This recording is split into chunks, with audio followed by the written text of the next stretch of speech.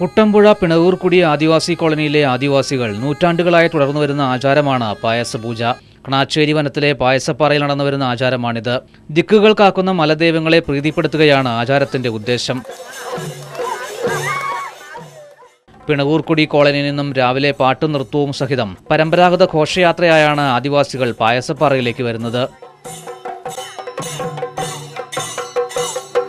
ഞങ്ങളുടെ ഈ ആചാരപരമായിട്ട് കനാശ്ശേരി ദേവി ക്ഷേത്രത്തിൽ ആണ്ടന്തോറും നടത്തി വരാറുള്ള പായസകൂട്ടാണ്. ഞങ്ങൾ എല്ലാ വർഷവും ഇങ്ങനൊരു ഘോഷയാത്രയായിട്ട് പിണവൂർക്കുടിയിൽ നിന്ന് എല്ലാം കൊച്ചിമിക്ക ആകാശസ്ഥലം ഒതുങ്ങി വന്നിട്ട് ഇങ്ങനെ അമ്പലപ്പാറയിൽ വരികയും ഞങ്ങൾ ഈ പായസകൂട്ട് നടത്തി ഒരു 4 മണി സമയം വരെ ഞങ്ങളിവിടെ ചെലവഴിക്കുകയും ഞങ്ങളുടെ വിവിധ കലാപരിപാടികൾ നിർത്തി 4 മണിയോടുകൂടി ഞങ്ങൾ അതേപോലെ തന്നെ വീട്ടിലോട്ട് മടങ്ങും. പായസപ്പാറയിൽ വിളക്ക് തെളിയിച്ച ശേഷം തൊട്ടടുത്ത ദേവീക്ഷേത്രത്തിൽ 12 നാളികേരം മുടയ്ക്കും. തുടർന്ന് എല്ലാവരും ചേർന്ന് പായസമുണ്ടാക്കും. പ്രായം ചെന്നവരും കൊച്ചുകുട്ടികളും ആഘോഷത്തിൽ സജീവമായി പങ്കെടുക്കുന്നതും പതിവാണ്. 7 ദിവസം വ്രതമെടുത്ത് ഭക്തിപുരസരമായാണ് ആദിവാസികൾ ആചാരത്തിൽ പങ്കെടുക്കുന്നത്. കുട്ടമ്പുഴയിൽ നിന്നും ജോസഫ് മാർട്ടിൻ, ദൂരദർശൻ ന്യൂസ്.